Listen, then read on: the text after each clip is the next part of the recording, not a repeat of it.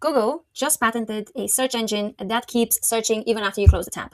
And what is bizarre is that nobody's talking about it. So today I want to talk to you about what that means for you as a consumer, how this patent works, and actually what it means also for SEO, AEO, and basically your own website as a business. It's a really important and really interesting piece that actually fits really well in the last few strategic developments that Google has been doing in terms of its search engine. And so it's a really important piece to understand in terms of how it fits into the rest of the picture. Hey there, my name is Joe Lambergieva. I'm the CEO of Amazing Wave and also the writer of the biggest AI for e-commerce newsletter, the AI for e-commerce newsletter read by more than 70,000 subscribers. So if you want to read everything there is about AI and e-commerce, just subscribe in the About section. All right, so now I'm going to talk to you, or I'm going to run you through essentially the article that I published very recently, specifically about this Google patent. All right, so the article really breaks down what is happening. So this patent was actually patented or published in February 26. So this is really recent, and it's called Autonomously Providing Search Results Post-facto, including in assistant context. Very catchy name.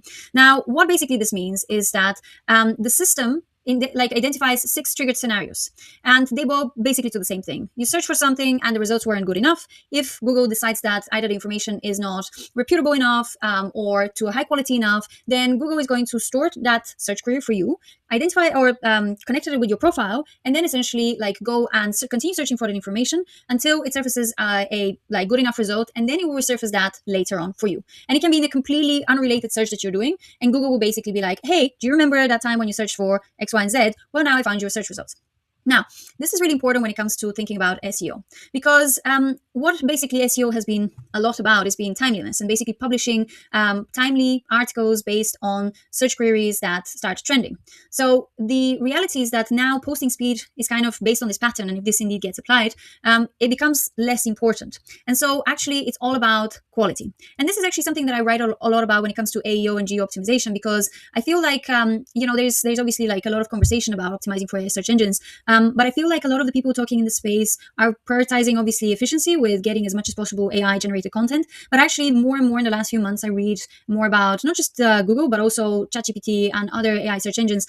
The way they resurface information is all about the quality and the depth and the reputable information, such as sources, scientific research that is included in the articles. So it's not just about basically spewing out as much as possible content. It's about getting really high quality content. And so this is really, really important outtake of this pattern.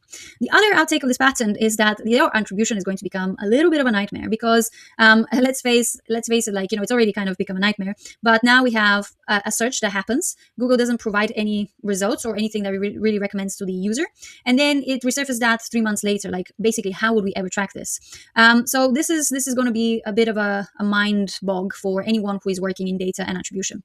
Now, this is a really interesting kind of piece of the overall strategic Google puzzle. So I've been writing about Google's steps religiously over the last 2.5 years since I started writing the newsletter. And obviously in the last, let's say, 1 year, we started talking a lot more about Google's Universal Commerce Protocol. And the interesting thing about it is that it lets users check out inside Gemini without leaving the AI interface. So basically that means that your website is kind of not needed. It's basically just a surface that the AI crawler surfaces information from, but it's not necessary anymore to provide the checkout options.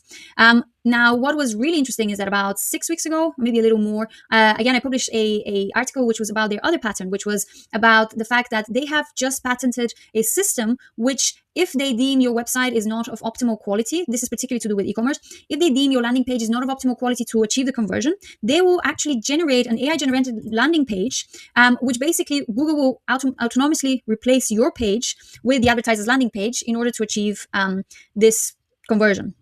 And so the sort of the pattern that I see here more and more is that Google is trying to remove the agency from, or the user agency from the search process, 1, and then 2, they are trying to replace much more of the relationship of the, let's say, the advertiser or the website with their own interfaces. And that is really important because in essence, we are getting into a digital world where big tech companies are dictating more and more the user journey and the overall interface of how they go and search for services and products. And that's really important for us as digital marketeers and e-commerce sellers.